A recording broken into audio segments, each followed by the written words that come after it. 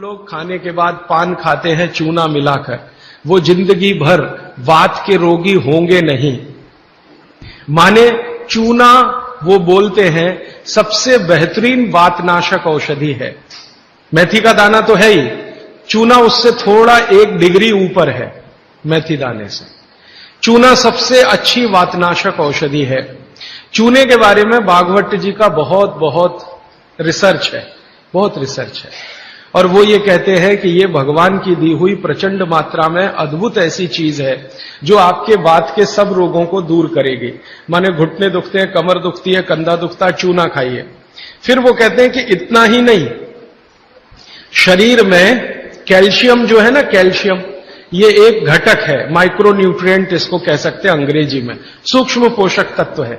ये कैल्शियम के बारे में जो गंभीर बात है आज के विज्ञान के हिसाब से जो मैं कहना चाहता हूं, भागवत जी ने तो 3500 साल पहले कह दिया, आज का विज्ञान उसको प्रूव कर रहा है, कंफर्म कर रहा है। वो ये कि कैल्शियम की कमी अगर शरीर को है तो आपको 20 नहीं 50 बीमारियां आएंगी।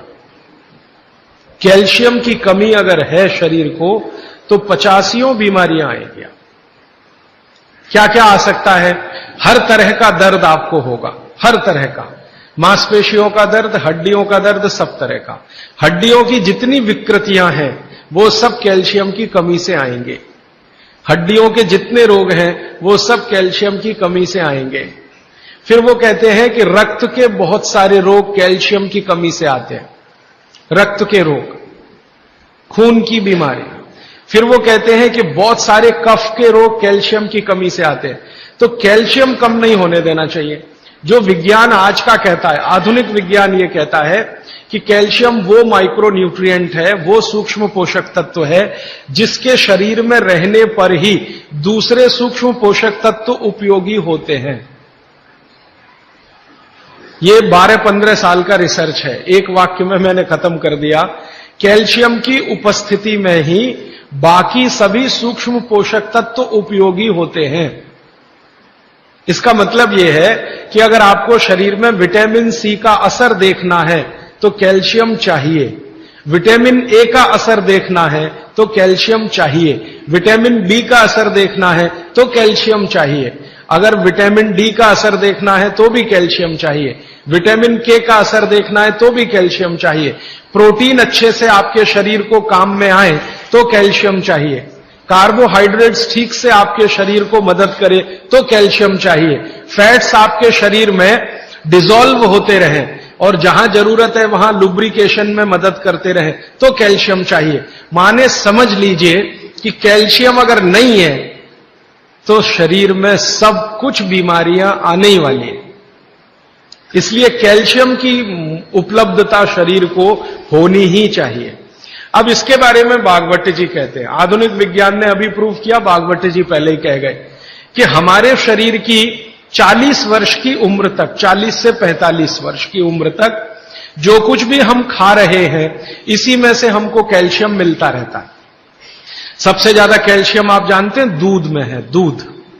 फिर दूध के बाद दही, दही के बाद मट्ठा, मट्ठे के बाद मक्खन, मक्खन के बाद घी, इन सब में भरपूर कैल्शियम है।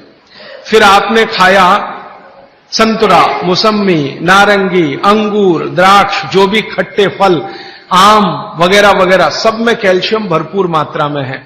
फिर सबसे ज्यादा कैल्शियम फलों में माना जाता केले में है।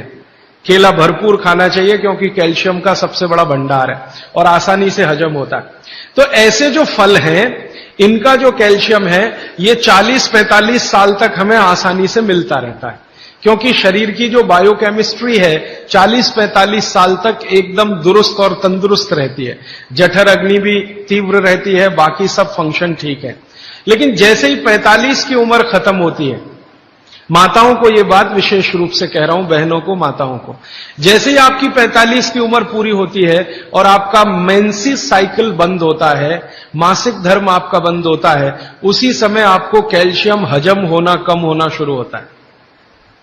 आप कितना भी ये सब चीजें खाएं, केला भी खाएं, ये भी खाएं, लेकिन कैल्शियम उतना पूर्ति नहीं करता, क्योंकि कैल्शियम को शरीर में डाइजेस्ट कराने वाला जो हार्मोन है वो तभी तक आपको है जब तक आपकी मासिक चक्र की शुरुआत है। मासिक चक्र बंद होते ही ये हार्मोन कम होता है। आप जानते हैं कई हार्मोन्स कम हो जाते हैं, तो कैल्शियम डाइजेस्ट होना बहुत मुश्किल होता है। तब आपको जरूरत पड़ती है कि बाहर से कैल्शियम लें। इसलिए सब माताएं इस बात को ध्यान दें और इसको गांठ बांध लें कि 45 की उम्र होते ही चूना खाएं, क्योंकि अतिरिक्त बाहर से कैल्शियम उसी से मिलेगा। चूना जरूर खाएं आप सबके लिए, और आपको भी है चूना खाएं, क्योंकि आपकी उम्र भी 45 की जब पूरी होगी तो ये जो कैल्शियम है वो आपके लिए पर्याप्त नहीं है जो फलों से और सब्जियों से आ रहा है, कुछ अतिरिक्त चाहिए। और चूंकि बाकी सब माइक्रो न्यूट्रिएंट्स कैल्शियम की उपस्थिति में ही काम आएंगे, इसलिए इस पर ध्यान दीजिए। तो शायद इसलिए इस देश में एक परंपरा विकसित हुई है पान खाने की।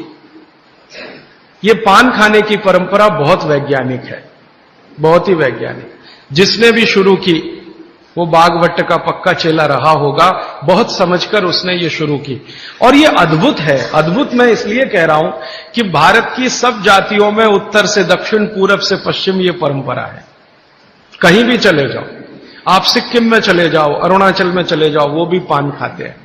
और आप धुर दक्षिण में आ जाओ तो यहां भी है, उत्तर में चले जाओ, कहीं भी चले जाओ, तो ये पान खाना भारतीय सभ्यता का एक बहुत महत्वपूर्ण अंग है जो स्वास्थ्य से जुड़ा हुआ है। बस ध्यान इतना ही रखिए कि पान जो है चूने का ही खाना है। पान जो है चूने का ही खाना है। पान कभी भी कत्थे वाला ना खाएं, क्योंकि कत्था आपके लिए उतना उपयोगी नहीं है। कत्था स्वाद के लिए आप उपयोग करते हैं, चूना औषधि के लिए उपयोग करते हैं। ये बात मैं एक बार पहले भी कह चुका हूं, आज फिर से इसलिए कह रहा हूं कि कुछ नए चेहरे मैं देख रहा हूं। तो आपके रसोई में मेथी दाना हो गया, चूना हो गया, पान हो गया, फिर पान के बाद आपको जीरा, हींग वगैरह वगैरह, अजवाइन, ये सब हो गई। ऐसी कुल 108 औषधियां हैं। गरीब से गरीब आदमी की रसोई में ये औषधियां हैं, इनका भरपूर उपयोग करिए। एक औषधि के बारे में बागभट्ट जी कहते हैं और भी महत्व की है, दालचीनी।